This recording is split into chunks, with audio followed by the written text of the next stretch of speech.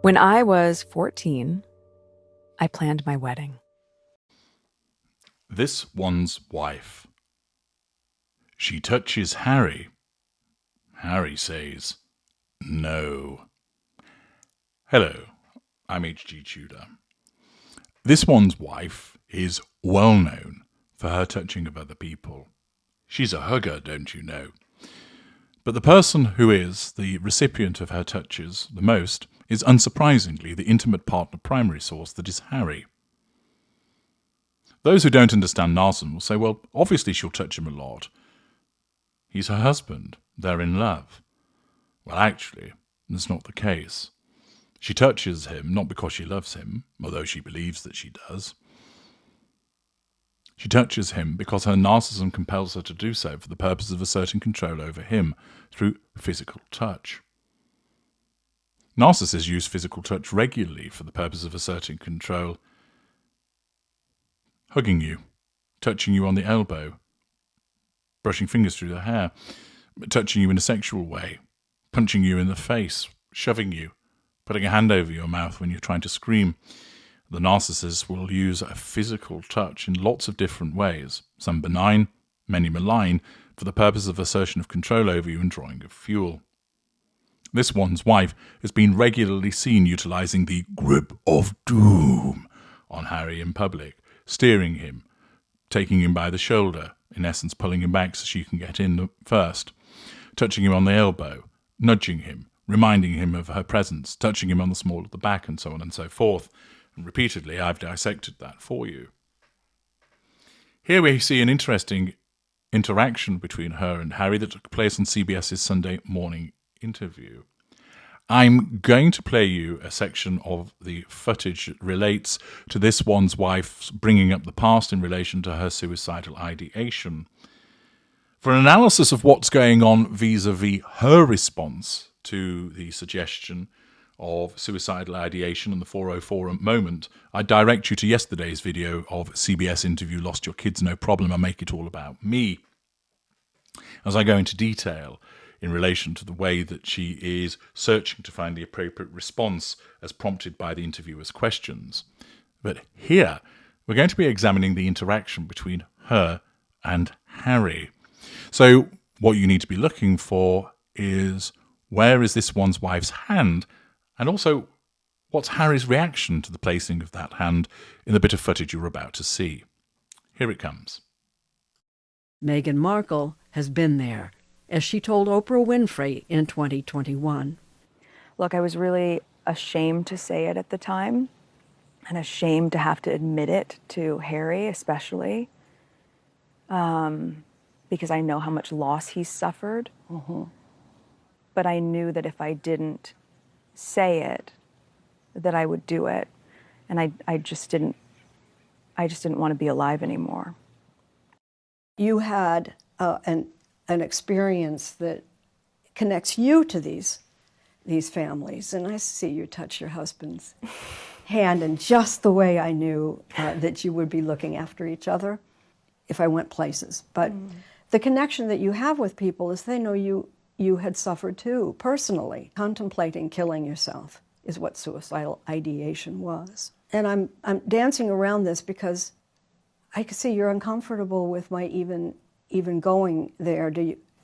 I understand why you are, though. I wasn't expecting it, but I understand why you are, because there is a through line, I think. And when you've been through any level of pain or trauma,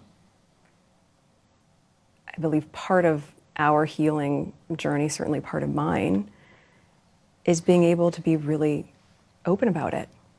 And I haven't really scraped the surface on my experience, but I do think that I would never want someone else to feel that way. And I would never want someone else to be making those sort of plans, and I would never want someone else to not be believed. So if me voicing what I have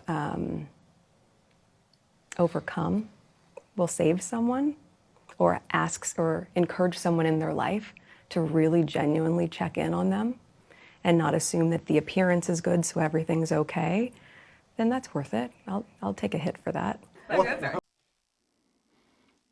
You've been able to put the word salad to one side and the self-pitying conduct of this one's wife.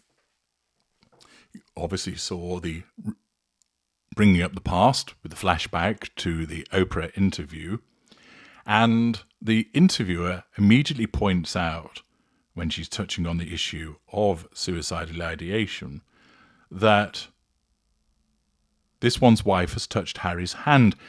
Yet when the camera pans to this one's wife and Harry, her hand is on his knee and his hands are held together over the pink pods. Now, presumably, the interviewer isn't lying and their hands did touch. Otherwise, why state it? Interestingly, one wonders if there's a little bit of shithousery going on from this interviewer, because she does talk about the fact that you touched hands as I expected you to do so, i.e., you're well known for being all handsy and touchy-feely, and it's quite sickening, and I knew you'd do it, and lo and behold you have, so I'm going to point it out. It's a potential interpretation, or maybe she was just reporting on what she saw. Let me know what you think. Do you think there was a bit of shithousery going on? Let me know in the comments. But the fact is, the interviewer isn't going to necessarily lie about that, is she? Why would she bother? So she comments that this one's wife has touched Harry's hand, but by the time the camera gets there, his hands are clasped, or rather, they are touching, protecting the old pink pods, and her hand is on his knee. And throughout the remainder of the segment, her hand remains there. Her placing her hand on his knee, once again, is demonstrative of her physical assertion of control over Harry. He's mine. To demonstrate that to the world, through facade management, I care about him. And to say to the world, look, this is an idyllic marriage. The two of us are so solid. Remember, she is a narcissist. It's nothing to do with actual affection. It's to do with the prime aims. Because whatever the narcissist does in relation to another human being, it is always, always, always driven by the prime aims. Do not lose sight of that. Accordingly, she touches him to assert control over him and to assert control over the audience, to say, we're a solid couple, we're very much in love, we have this idyllic marriage. But Harry's response is most telling. Given that she's talking about something sensitive, such as suicidal ideation, something which would ordinarily be viewed as most upsetting, is Harry showing support towards her? No. He's looking off into the distance as if to say, fuck me, not this again. When can I get back to playing on the Xbox? Is he holding her hand, showing her support? No.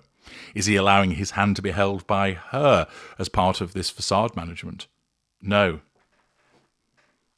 You would have thought that, given the sensitive nature of this material, that he would at least either keep his hand there or even be supportive towards her with a gesture in relation to her. But he can't be bothered. Is this Harry demonstrating that he's past caring? That he's sick of being manhandled? That he isn't going to go along with the so-called lovey-dovey act any longer? Is it because he simply doesn't care? The fact is, we understand why she's touching him. But what do we learn from the fact that he's not reciprocating the gesture? Is this a stand finally by Harry to say, I'm not going to be mauled by you anymore in public? Or, I know you're talking claptrap because this never happened and I'm uncomfortable with going along with it. His response demonstrates that he's not supporting her, that he doesn't want to be touched by her. He's not going to brush her hand off his knee in front of the interviewer, but evidently he moved his hand away after she touched it. And he did so to send a clear signal, which was to say, I'm not participating in this lovey-dovey expression. But she continues to do so by placing his hand on his knee. To my mind, this demonstrates that Harry is sending a clear signal to her to reject this attempt to control him by taking his hand, to demonstrate that he's not comfortable going along with this image that she's trying to project. What do you think? Do you think Harry is finally rejecting her? That he's had enough of this nonsense? Let me know your thoughts in the comments section. I'm HG Tudor. Thank you for watching.